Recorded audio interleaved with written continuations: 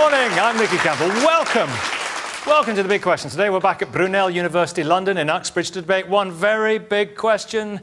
Is the liberal world order in crisis? Welcome, everybody, to The Big Questions. Now, the founding pillars of the international world order, all created in the aftermath of the Second World War, the UN, the World Bank, the IMF, the General Agreement on Tariffs and Trade, the International Court of Justice, and the Universal Declaration of Human Rights, have long been championed as the guardians of our mutual security, improving living standards and greater personal freedoms. President Trump's arrival in the White House has shaken all this up. He's been dubbed a hostile revisionist power who has begun to sabotage the order the USA did so much to create. He's imposed trade tariffs against China and on his Western allies to protect American industry. He has reneged on the Paris Climate Agreement designed to deal robustly with the global threat of climate change. And it's not just Trump. The rise of China as a world economic power while retaining its autocratic leadership challenges the liberal world order's championing of democracy. So, we've assembled experts in international relations, the developing world, global economics, rival political systems, and the threats to the environment to pool their wisdom and debate the challenges to maintain the future world order. And you can join in too on Twitter, online. Log on to bbc.co.uk/thebigquestions. Follow the link to the online discussion. Loads of reactions and contributions from our audience here at Brunel University, London, to Is the Liberal World Order in Crisis? It's great to see you all here, likewise audience. Professor Mary Calder, this moment in history, how significant is it? When the tide goes out, what will have changed? I think it's a hugely significant moment. It's a kind of interregnum, rather like the 1930s.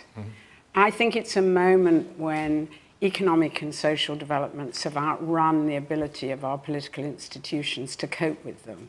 There's a mismatch. Our political institutions can't deal with the problems. They're not fit for purpose. It's rather like in the 1930s, it was the end of the British model of development based on heavy industry, based on imperialism, based on the pound sterling. What we're seeing now is the end of the American model of development based on the dollar, the intensive use of oil, mass production, and nobody knows what's going to come next. Nobody knows how to translate our political institutions into something new. And I think what's frightening is that in the past, in these periods of interregnums, we've had great wars. And those wars have restructured political institutions. We just can't have a war now. Or if we do have a war, it's going to be much more like the war in Syria or the war in Libya. It's going to be... Wars are different now, and I saw you online making a very interesting lecture or speech about this, in that there are wars without end now, because they're about an affirmation of identity rather than an outcome. That's exactly it. I think we tend to think of wars as deep-rooted political contests, whereas these are wars where the various armed groups gain from violence itself rather than from winning or losing. They gain because it's a way to foster extremist ideologies, so they gain politically. It's a way to make money. They make lots of money in wars like Syria, from loot, from pillage, from smuggling. And so these wars are incredibly difficult to end. And what's more, they're not only localized. You know, we're affected in this country by organized crime. We're affected by money laundering. We're affected by terrorism, which is nurtured in these wars. So it's quite a frightening moment unless we can develop institutions to address these problems that we face, not to mention other sorts of problems like climate change, extreme poverty, and so on. Well, we've got them all here in the next hour. Is the nation state sustainable as a concept? I think the nation state is sustainable, but it's a different kind of nation state. I mean, we always think the nation state is sovereign ever since 1648, but actually right from the beginning, the nation state was always part of an international system. Sovereignty depended on other people recognizing it. And in every era, the rules change. And I think we will continue to have nation states, but nation states if we're going to have an effective system of governance in the world, will have to be, there's much thicker and denser rules in which nation states are embedded. More institutions like the European Union, the United Nations, more multilateral institutions alongside nation states, and perhaps more devolution to local levels and to cities and to places like Scotland or Catalonia. Fascinating. We'll come to some of those issues a little bit later on. Alan Mendoza, what do we have to fight to preserve here? Well, I think we want to preserve much of what we already have. Such as? Well, look, we've got a rules-based order. Now, those rules-based, that rules-based order is set up by some of the institutions you mentioned. It's managed in that way. It doesn't mean that they can't be improved. It doesn't mean that some are not fit for purpose. But in general terms, what we have in the world today is an understanding of generally what is right and what is wrong, how nations can come together to improve situations, whether those are through those institutions or acting independently with one another, bilaterally or multilaterally, in that kind of approach. Are we still beacons of democracy in the West? We certainly are still beacons of democracy in the West, very much so. And those beacons still shine brightly. However, I think Mary said something very interesting. She pointed out the interregnum of the 1930s. What was significant about that was the loss of confidence in, at the time, what was then the West, in its ability to shape the world and to act. Well, the League of Nations was absolutely spineless, wasn't it? And ineffective and useless. Isn't there a parallel now with the United Nations? The United Nations is a grade up from the League of Nations, but only a grade up from the League of Nations. There is a fundamental problem, if you're going to talk about the United Nations, in that with 5 veto-bearing countries, very little can get done apart from the lowest common denominator aspect. You've got, of course, individual agencies that do quite a bit. The ILO, health, you've got different things doing that, but the organisation as a whole is hamstrung by that strategy, which means that, for example, the Russians can go ahead and veto any kind of questions about what they're doing in the world. And contrary again to what Mary said about, say, wars, the Russians have done pretty conventional wars in Crimea, Georgia, other factors. That's not gone yet, I'm afraid, the sort of old style of war. And as a result, you don't get any unanimity on the international stage. Let me take you back to beacons of democracy. We are still beacons of democracy in the West. David Wearing. This is the problem with this term liberal world order, and this is the problem when you invite academics on, we end up being pedantic. But I do want to be a bit pedantic about this term liberal world order before we get carried away with it. I mean, in international relations scholarship, there is a school that will say it's a liberal international order, and then there are several other schools coming from different theoretical perspectives that say it's not.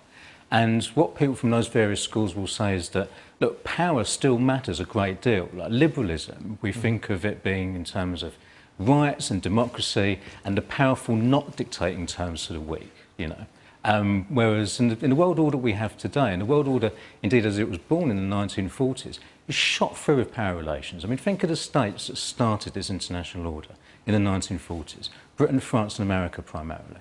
Now, America, Britain and France, all liberal democratic states within themselves, except if you're a black American, obviously, that came a lot later, if it came at all.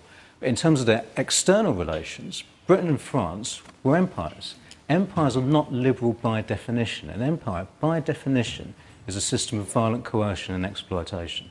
And the British and the French spent a good amount of time fighting tooth and nail to make sure that their empires maintain themselves, with the French in terms of Algeria and Vietnam, with the British in terms of Kenya and Malaya. Okay, so these power relations endure. All right, so David Wearing, are you saying that, in a sense, Western liberalism is a contradiction in terms, or what?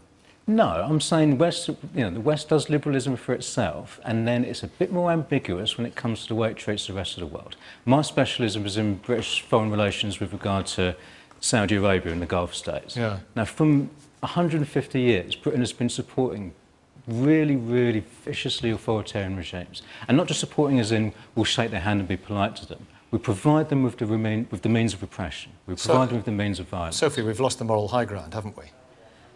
I would personally say, so going back to sort of describing what the liberal world order is, I would describe that as something, a sort of group of countries that endorse free markets, free trade and free enterprise. And we have seen time and time again that that is the winning combination.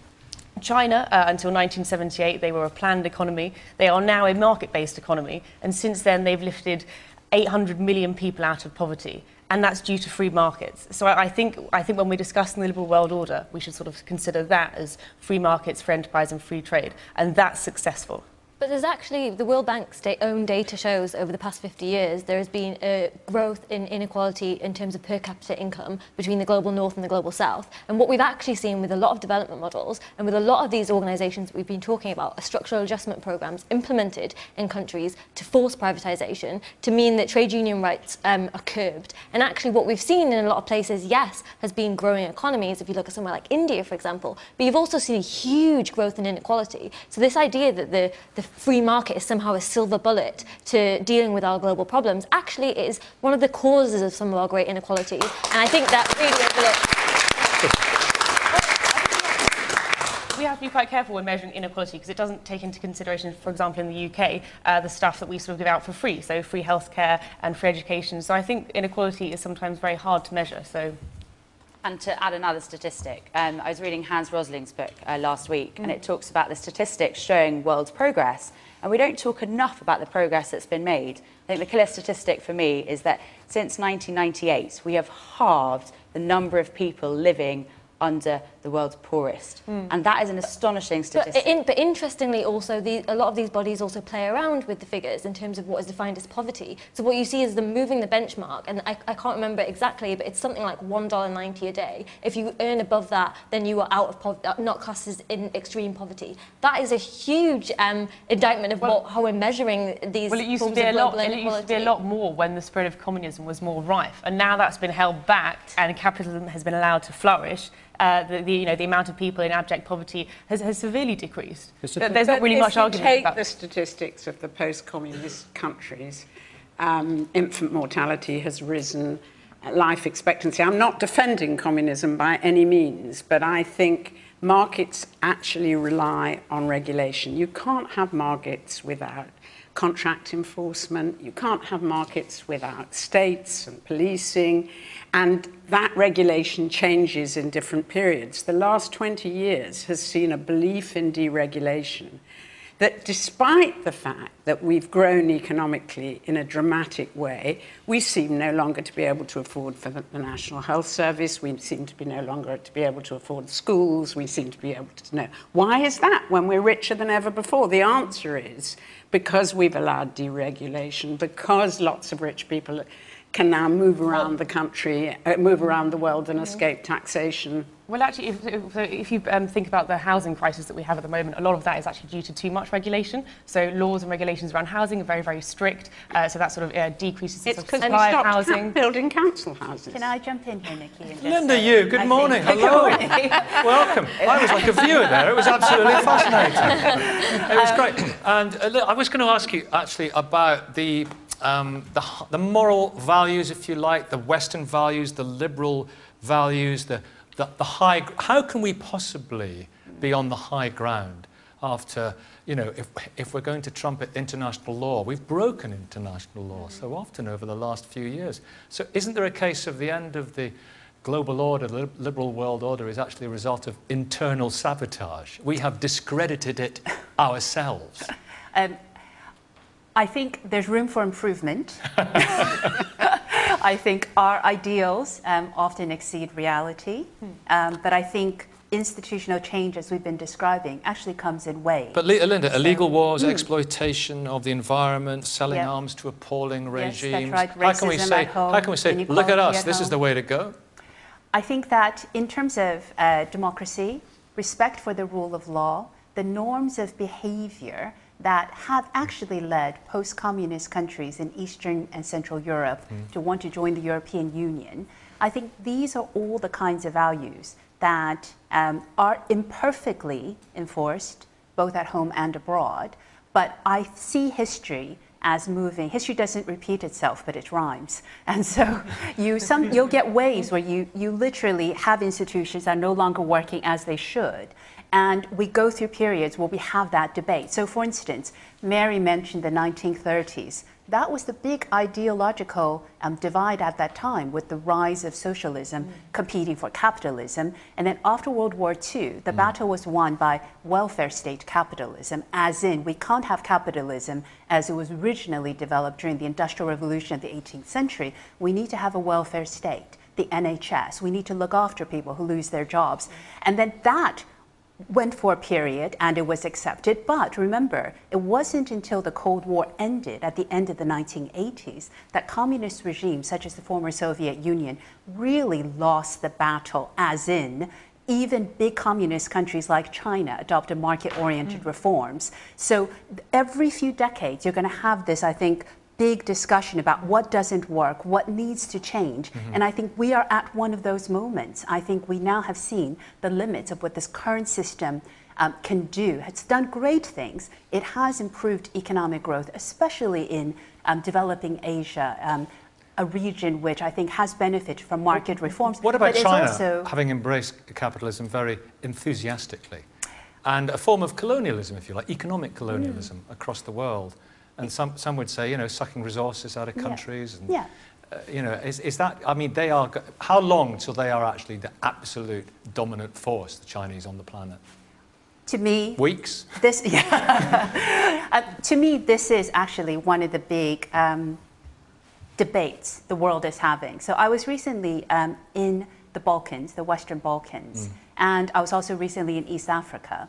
And in both places, they are looking to the Chinese model, the Chinese way of doing things, because the Chinese bring funds and they don't interfere with how the countries are doing. And they're becoming disillusioned a bit with how the West has been behaving. So I think this Balkanization, if you want to use that term, of where the West and this rising economic power in the East, which is not a democracy, it is a battle of ideas. It's a battle for hearts and minds. And I think this is why it's perfect that we're having this debate now. But just to say one thing about China, in terms of communist China, they don't use capitalism, but clearly they've grown because of market-based reforms. So we can never take any country quite at face value. I think, and I think that to me is one of the big lessons we have to learn in the 21st century, which is we speak in generalizations, but it doesn't mean that one description fits every country. And I think that's one of the big mistakes that we've had over the last few decades in terms of economic development policies. This is a really important point. We talk in two sort of bland way about capitalism and markets. We need to differentiate a little bit more. And the post-communist experience, I think, is really instructive. So you compare how Russia and China responded to the end of the Cold War. The way Russia did it was shock therapy. Markets know best, big business knows best, the state is terrible, just rip up the whole thing and start again with a free market economy. It was an absolute disaster. It succeeded, if you can use the word success, in making Russia an even worse place to live than it was under the Soviet Union. China? And China took a much, much slower approach. They marketized, but they did it gradually, they did it strategically. Russia's only just recovering from that shock therapy. It sent poverty skyrocketing, alcoholism skyrocketing, life expectancy falling. China, no trade union rights, they oppress their minorities. I'm not praising it, I'm not praising it. Muslims are being re-educated. Yeah, I'm not praising it. It's not a good system. I'm saying the way they did capitalism was different. I got you. You either chuck in these market reforms in a really, really sort of fanatical way. You only get the benefits of capitalism if you're not fanatical about it. If you just have this market fundamentalist approach where the market knows best, it's just been found out time and time again, including in this country. Yeah. If I can, I want to bring John in, because I wake every morning and listen on 5 Live to the excellent Wake Up to Money, and it's all about growth. Growth here, growth that. That China's growth is such and such, our growth is such and such, America's growth is such and such. We're very worried that growth is down a little bit. The European Union growth is, and I'm thinking to myself, and I know you hold this close to your heart, is it sustainable for the planet? Sure. All the discussion heretofore is predicated. All these systems, whether you take it the Chinese, the US system, the European Union system, all these systems are predicated on and completely depend on a growth model. The problem with the growth model on a finite and declining planet and on a damaged biosphere is that we're basically eating into the seed corn of the next generation and the generation after that. I mean, killer statistics were mentioned a couple of minutes ago, and I'd like to offer one or two. Between 1970 and today, global population doubled. The global economy quadrupled, possibly quintupled. But in the same period, between 60 and 67% of all vertebrate life on Earth, other than humans, disappeared. This is 500 million years of evolutionary history wiped out since the time I was in primary school. Now, my kids ask me the question, right, if we continue on this growth, whatever flavor you wish, trajectory, What is going to be left of the remaining 40% of the natural world by the time they're an adult? I don't have an answer for that question, and I haven't heard anybody even begin to address it. And it's their planet too. But again, even the phrase planet, it makes it sound like it's somewhere else. This is where we live. So when we talk about, you know, the planet and polar bears, we almost dematerialize the crisis. This is a human crisis, a crisis caused by humans, and ultimately a crisis that will bring down our version of civilization, and in a remarkably short period of time. And this, I really wish our economists, our intellectuals would begin to get their heads around this. This isn't some environmental niche discussion. This isn't some kind of, oh, well, that's what the Greens say. This is based on the hardest physical science. We're coming up against physical limits all over the place. The ability of the atmosphere to absorb our carbon wastes, the ability of the oceans to absorb more carbon, the ability of other systems to cope with the amount of pollution which is being generated by a careless capitalism, a capitalism that simply produces and ejects, a non-circular system. Now, irrespective of your ideology, we're all humans. We share the planet with everything else, and our stewardship to date has been disgraceful.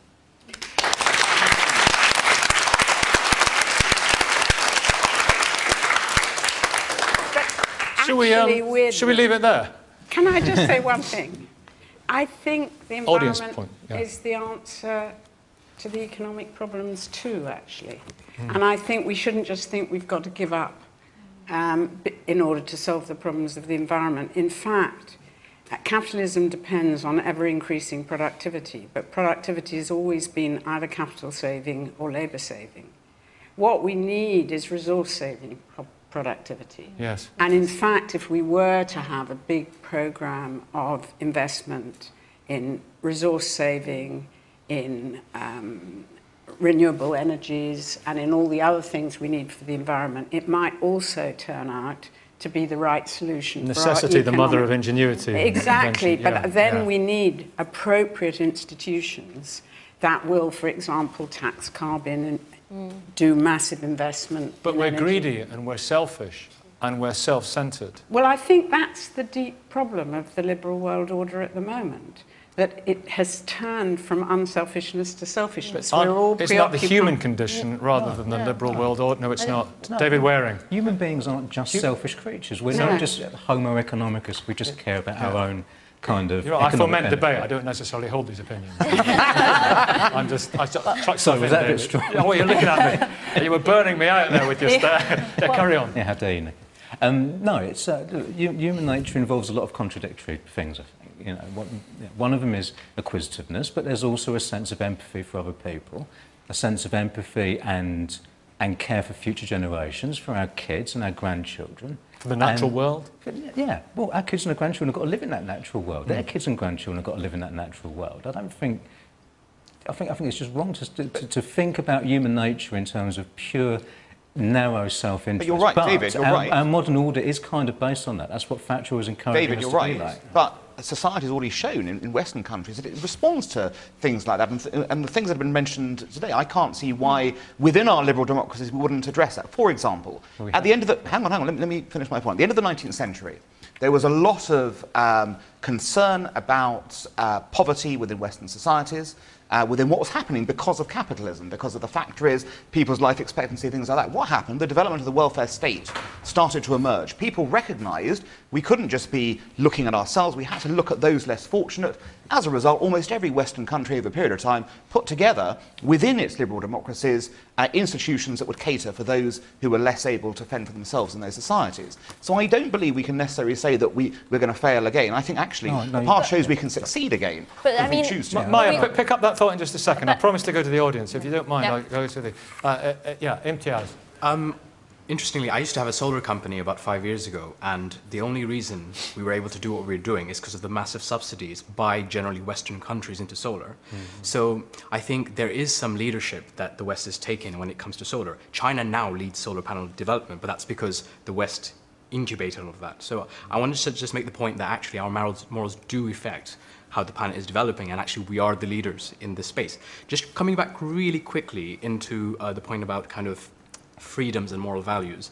I'm an atheist from a Muslim background, I'm an ex-Muslim, I'm brown, I'm a man. I will not survive in a lot of countries. I just will not survive. So there is something that happens in these kind of countries that we live in that allow me to exist and be on talk shows Are we complacent about that? And we are so complacent. If I have to go back to Bangladesh, I have to think, holy is someone going to kill me? Right? And that's why would they kill you? Because you're an atheist? I mean, they're killing atheists in Bangladesh. So, I mean, and there's people living there who get killed right now. I'm not even living there, so I have to think about it. That's such a complacent thing that's such a thing that we're complacent about. We forget how difficult it is in a lot of these countries to have, and so there is a difference between capitalism as it's kind of authoritarian or liberal and democratic versus the kind of liberal world order where we do push things like freedom of speech.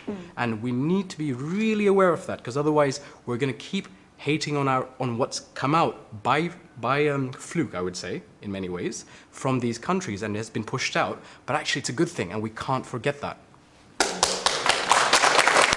Anyone else before we go? Yeah. Morning. There's the microphone. I just following on from the point the gentleman has just made, I think we are in danger of kind of beating ourselves up here in the West about liberal democracy.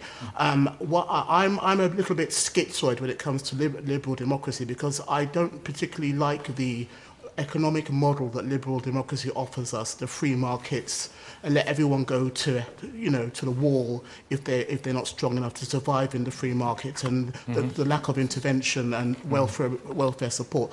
But on the other hand, I think that there is a hell of a lot on the political side of liberal democracy to recommend it as a system that's actually quite superior. Superior? Well, yes. We don't talk enough about popular sovereignty as a political concept, power flowing from the people in a very direct sense. We don't talk about constitutionalism, in particular the rule of law, and the virtues of the rule, having a system that's based around the rule of law, separation of powers, and so on. We don't talk about human rights, particularly that aspect of liberalism that focuses on let me throw that to Maya. That's fascinating. Human rights. Okay, let me throw that. Some very, very interesting points there, following from Imtiaz says as well. We're the leaders, aren't we, in human rights? We are the gold standard, are we not? I mean, I think you don't want to ignore the importance of human rights, and certainly human rights at home in the UK, but to suggest that the UK, one of the countries that actually sold, there was an 500% increase in arms sales to Saudi Arabia since the war in Yemen began. On another level, LGBT rights, we changed the world. But Theresa May has tried to deport people back to countries where they may actually be persecuted because of their sexuality, and that is a product of extreme anti-immigration sentiment in Britain. So I think that, yes, we should, of course, value human rights that we have at home, but not suggest that Britain isn't complicit in these human rights abuses aren't inherent to the forms of foreign policy that it has. This is a daft argument. I'm sorry, I'll tell you why it's daft. Because while we are not perfect in human rights, you're absolutely correct. You can point to many things about our lack of perfection. If you look at the global league table of human rights, the amount of energy expended on that, for example, as opposed to those living in general misery under threat of torture in other countries around the world. An atheist in Bangladesh. And if I may say the other thing on that, I'm just going to finish, hold on. What's interesting is when you speak to dissidents, people who have railed against authoritarian regimes around the world, as I do quite a lot, I speak to opposition movements, the one thing they say is exactly what that gentleman over there said, the political freedoms are what we are fighting for. I'll give you a case in point. Natan Sharansky, when he was a prisoner of the Soviet Union, when he wrote The Case for Democracy, read his book, fascinating argument about why democracy is a superior model. He said, for me and others like me, who were imprisoned by this evil regime that took away our human rights, what kept us going, firstly, was the idea that there was a better system at the end of the tunnel that we could force, but secondly, that people in the West were campaigning for little old me and people like me who they'd never heard of, but they were standing up for my human rights against that mighty machine. And that, I think, is something that's so important to remember. Yes, we have problems sometimes with our own human rights, but compared to the rest of the world, we are indeed the gold standard. But this is a fundamental problem with this debate, is this kind of comparison. No one is suggesting that human rights abuses in other countries aren't incredibly important and we shouldn't be talking about those. All I'm merely saying is the fact that people in Yemen right now who are being bombed, who are starving because of Saudi the support that Saudi Arabia gets from Britain, you go and talk to them and ask them how great Britain's human rights are. To suggest that it's not as important because it's not as bad as some other places really is a massive flaw in this kind of argument. I'm saying that you are one of the debate like this, when it comes to human rights, you're simply getting on your soapbox and shouting at something you can control rather than something you ought to want to control, which is the people who are attacking Yemen in the first place. That issue alone. That's what's happening. Theo, let me bring you in on Yemen, because I know it's something you've considered in your time, given the aid situation. We send a lot of aid to Yemen, of all places. That might be to some people a bit of a paradox, given some of the other points that have been made. But overall, have what we have done for Yemen and in Yemen, is it in any way good? Well, I think the first thing to remember is that we have one of the greatest humanitarian disasters in the world right now in Yemen. It's over 3/4 of the population who are in need of humanitarian assistance. And it goes back to the point we've all made about kind of British values. I'm incredibly proud when I go to refugee camps in developing countries around the world to see the British flag on the life-saving aid that's arriving, on those rice bags. Are you proud of the aid sent to Yemen? Absolutely. I mean, there's 500,000 people that we've helped with emergency food support. And, you know, we believe in universal human rights, and that means not just helping people in Britain, but also helping the poorest around the world, the most vulnerable, who need our help. And the paradox I'm so sorry, I just want to nail this. The paradox to which I refer, or maybe it's an irony, I never know, is the fact that we are selling some of the bombs that are causing the problems, which we are paying the money to the aid agencies to try and... It's a circle there, isn't it? I mean, that's an issue for the government to decide. But my point is, should we help the poorest people? Absolutely we should. I mean, I've just got back from Myanmar, where I've been to visit some of the refugees in Bangladesh. And I was in Cox's Bazar, and I met a lady who'd crossed the border that day, who just had her leg blown off by a landmine.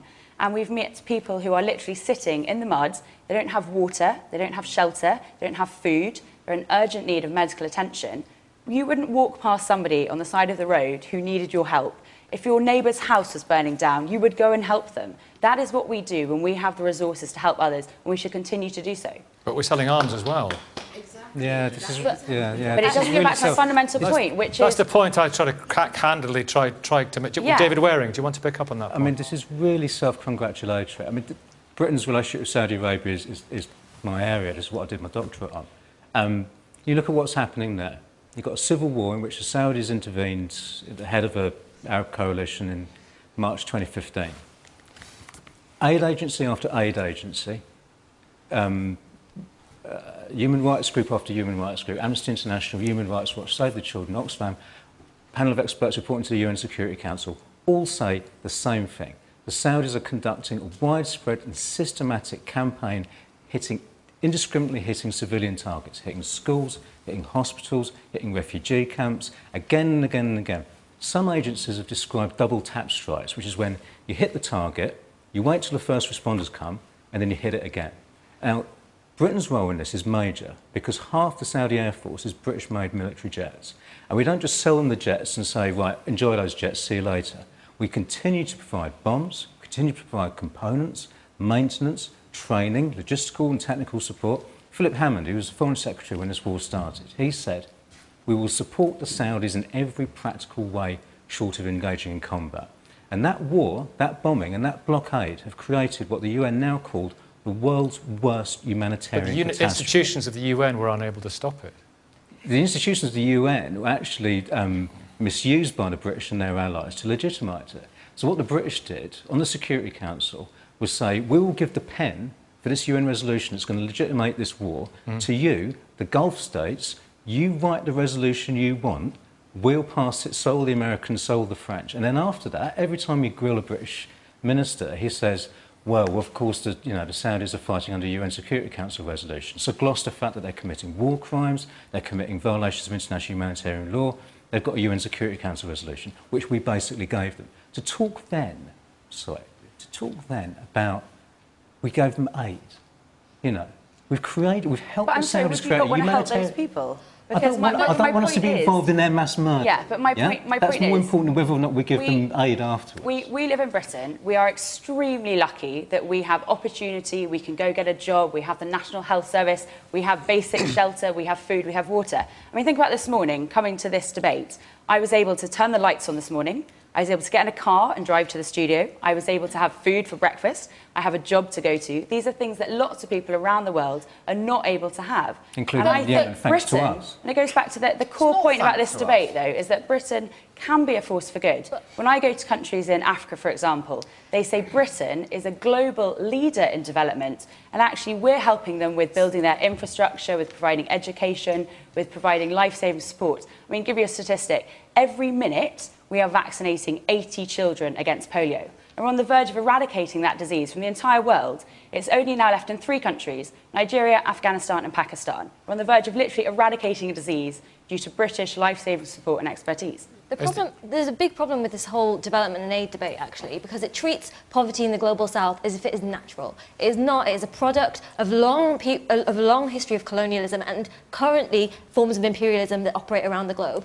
And a statistic for you, the Norwegian School of Economics has shown that in 2012, $1.3 trillion were given to developing countries in the form of aid and investment. 3.3 trillion were taken out through capital, through exploitation of resources, through people not paying their taxes. So actually, instead of talking about development and aid, I think that we do need humanitarian aid, that's incredibly important. But more broadly, this whole development model that we have simply hasn't worked. What's the better model? What Jason Hickel from the London School of Economics has talked about is things like a global minimum tax on corporations, a global minimum wage, things that would actually reshape our global economy. I would actually advocate for reparations, but I think that we need to talk about the way the global economy is structured, and that is not simply a natural product of the way the world is. How would reparations work? To whom would reparations be paid? To former colonies. Right, all former colonies? Or? Well, not necessarily reparations, changes in trade relations, all sorts of other things. I mean, it's structurally built. They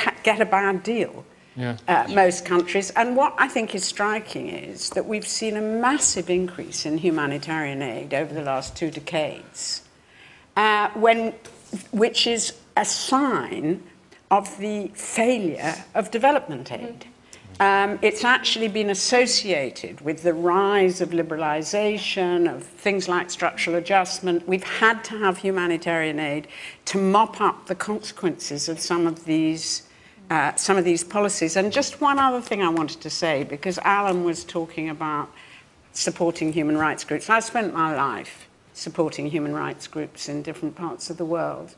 And what is striking to me, and I think this is part of this selfish idea of homo economicus, is the way that, you know, our support has hugely declined. If you compare Bosnia with Syria, the most terrible things are happening in Syria, as in Yemen. Bombing of civilians, hospitals, schools, targeted assassinations, double tap strikes, signature strikes, that means strikes against people we don't actually know are evil. Then we have also on the ground terrible things happening. We have beheadings, sexual slavery, the use of chemical weapons. Changing things? But there isn't an outpouring of empathy the way there was in Bosnia. In Bosnia, people were organizing, ordinary people were organizing to help groups. And there was a lot of pressure on the UN to introduce new things like War Crimes Tribunal, for example, safe havens, humanitarian corridors. That pressure simply doesn't exist. And actually, do you know the number of countries that are intervening in Syria? At the latest count, it's 78. They're all bombing Syria. And there's no international pressure. That's what I mean by the crisis of the liberal world. Can I just jump in to say... Linda,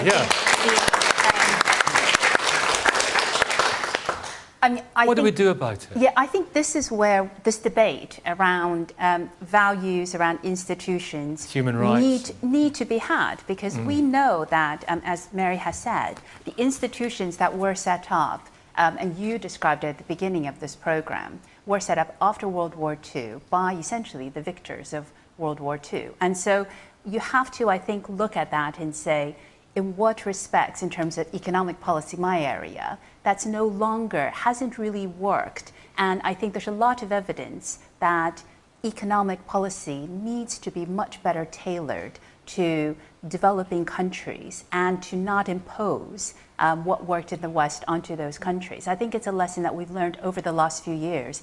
And I think more than ever, because we are so connected as a global economy, issues around climate change, talking about natural capital, talking about subsidizing green energy, because pollution doesn't respect borders, animals do not respect national borders. There's actually more of a need to come up with institutions that really do work and properly represent the challenges that we have today. But I just want to stress, I think this is a process of renewal. I think the battle of ideas that I've described over the past century, I think this is a time when we should be doing this. And there's one quote from Winston Churchill I just want to throw in here, because it's always lovely to quote Winston Churchill. I guess he's very pithy. But he said, you know, democracy is the best form of government, is the worst form of government, except for any other that has been tried from time to time. John, climate change mentioned there, and lots of your ears will have pricked up. I mean, whatever we're discussing here, that's the backdrop of everything. That's what we're looking at coming towards us. That's around us everywhere. It's the massive, massive elephant, if there are any elephants going to be left, in this room. And we have now somebody, the leader of the free world, who does not believe that it is a thing, or at least that's what he has said, perhaps for political purposes. He is, as some would describe it, a flat earther on this. How worried are you about that? I think we should all be very worried.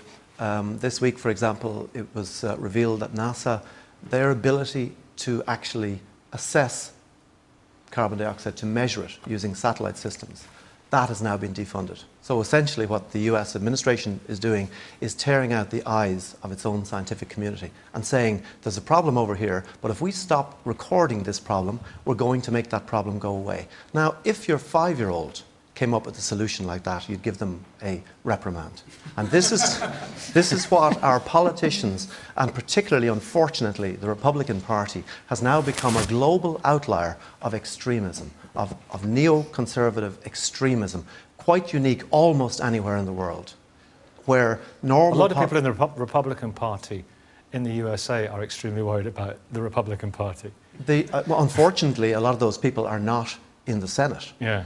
The Tea Party since 2010 has essentially made it almost impossible for Republicans who are decent, traditional Republicans, if I can call it that, to actually even get on the ballot in most states in the US. Unfortunately, the politics has become so contaminated.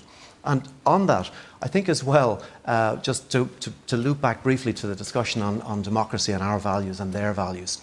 I mean, we're all fans, I think, and we can all agree that we share democratic values here. However, it has often been very convenient for us in the West to disregard countries and to find countries' democratic systems rather annoying. For example, when America and Britain in 1953 decided to overthrow the Iranian democratically elected secular government, they set in train a series of events, a catastrophe that has continued to unfold for the last 60 years. Now, why did Britain and America decide to overthrow the Iranian secular government?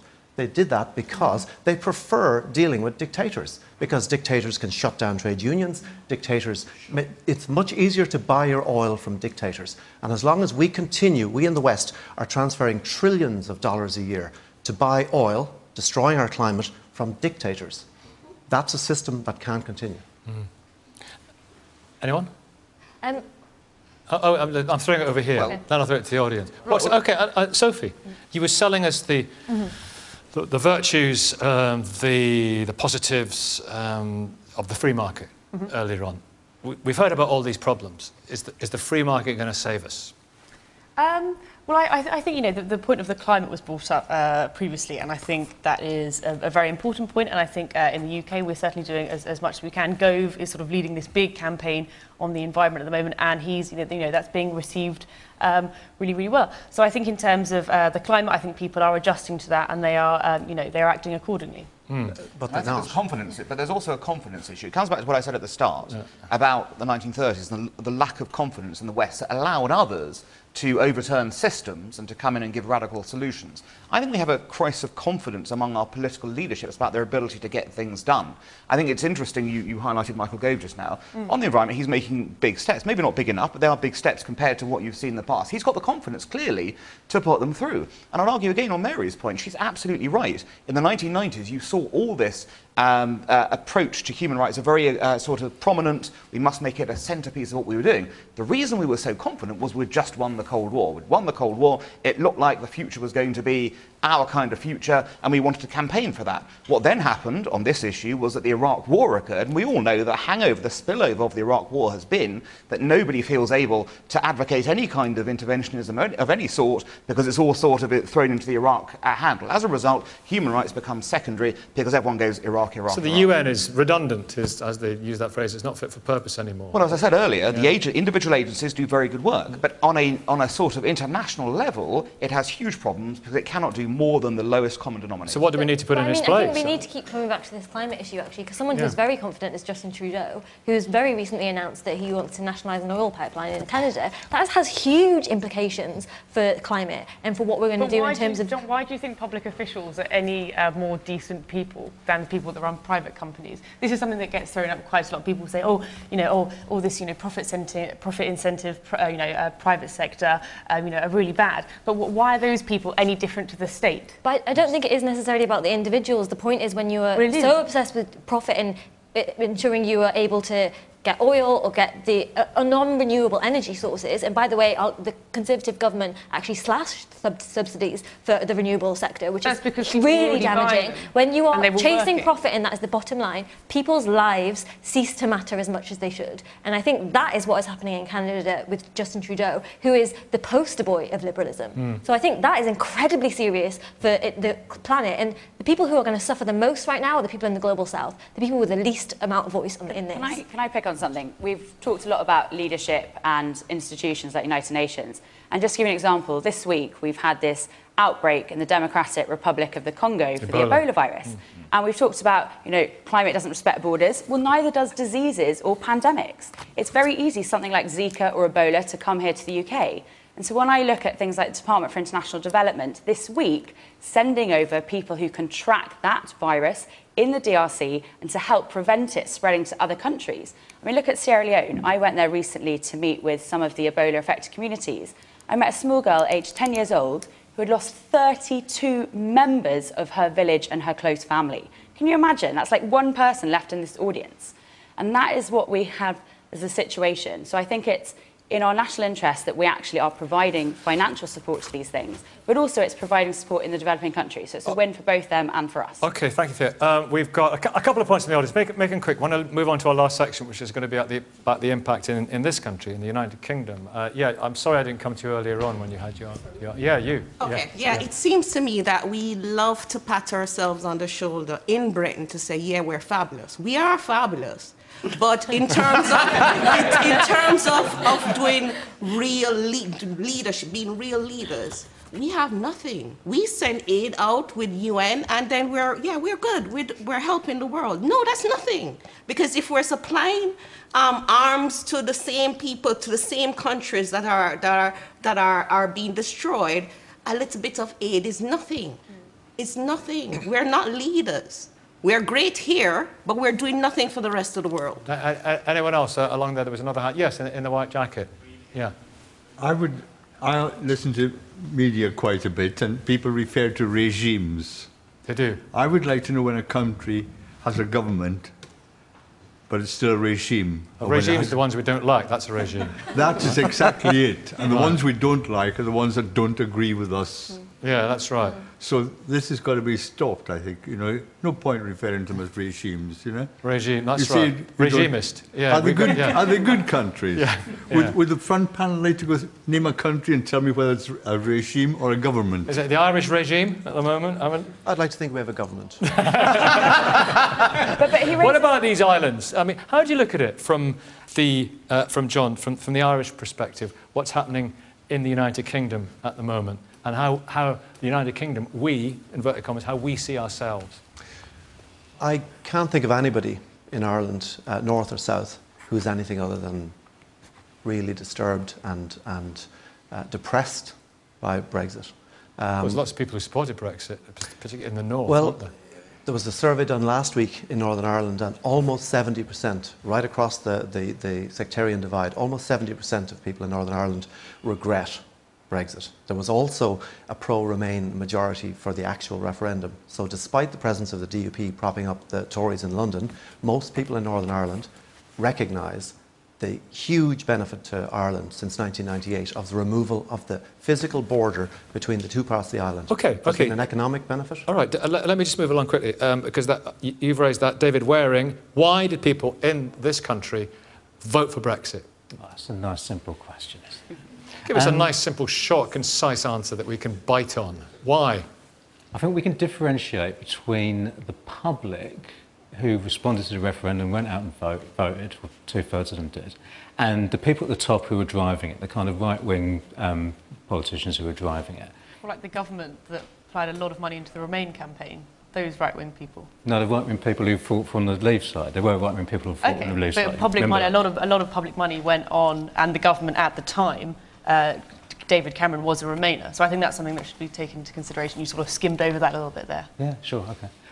So with regard to right-wing Brexiteers, I think there's this kind of view that, and this goes back quite a long way, this kind of, we lost our empire, we were great, we dominated the world, and we spread liberal democracy and blah, blah, blah, and some people died, wasn't it a shame? But generally we were wonderful.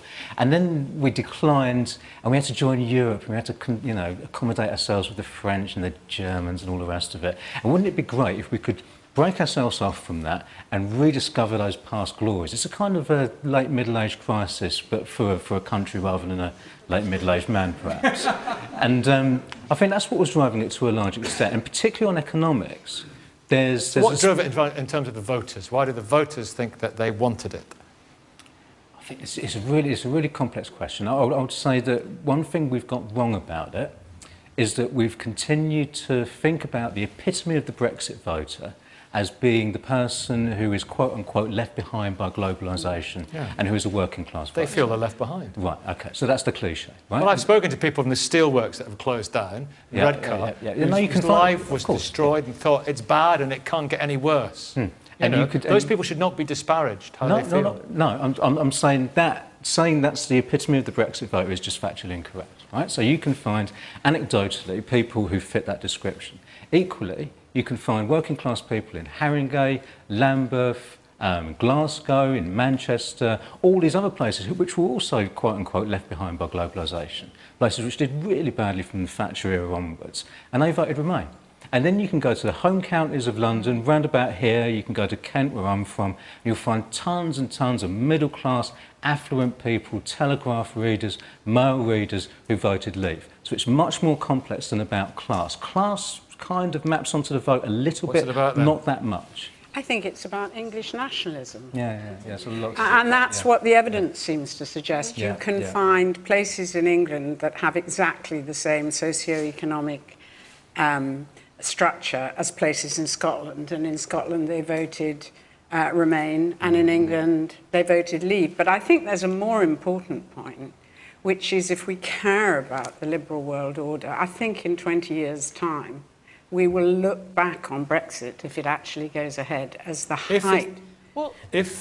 Well, I still think there's a possibility because... There's a few people throwing their whatever they're throwing at the television let me just say this first, and then you can come back to whether it actually... But I think we'll look it back as the height of global irresponsibility. We only are talking about Britain. Fair's fair. We're not talking about the future of Europe. We're not talking about the future of the liberal world order.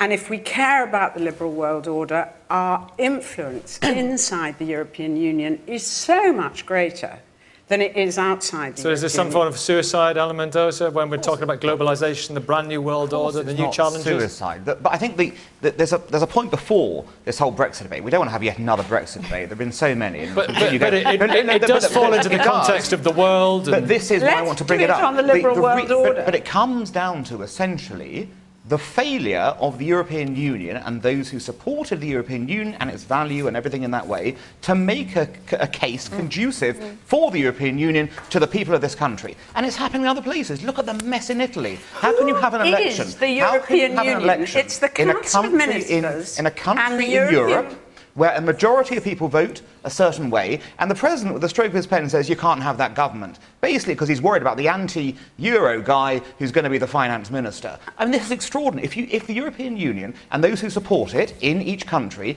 cannot get the message across about why they are there and why that is a benefit to ordinary people, why would people vote for them? Who is the European Union? It's the Council of Ministers and the European Parliament. We are part of the Council of Ministers. We vote our MEPs into the European Parliament. It is our responsibility that we chose not to care about European elections and put people like Nigel Farage into the European Parliament. We have our own commissioners. We had the High Representative was British. What's all this about the European Union, us being some other and not us? I wasn't saying that. I was saying it's a case of the failure to make the case. And that's clear. Our politicians who are backing the Remain argument came up with a losing strategy. It's stop the liberal world order, I want to get off. It's a bit of that. That was one message, and the contrary message was, oh, a bit embarrassed. Actually, yes, the European Union isn't great, by the way. We can kind of improve it a little bit, but you're fundamentally right. There's problems. We're going to change it in that way. Had there been a positive approach, as we saw, for example, in the Scottish referendum, when the union case wasn't put forward kind of negatively but positively as being better for all of us, basically, you can see the reaction to that. You can't possibly say that British people made a bad choice, because on the choice of the two campaigns, they made a good choice. Linda, what about the future for people who feel left behind in this country? Is the future bright for those people? I hope so. And I think that probably is the best outcome from this kind of debates that's happening all up and down the country. Democracy is a process. It's what do you not feel an in your outcome. heart of hearts? I choose to have faith that this debate will lead to a better system. And because of Brexit, there is, and by the way, this is not about what happened, but looking ahead, because of Brexit, we are now looking at a national debate around what kind of country Britain should be. What is global Britain?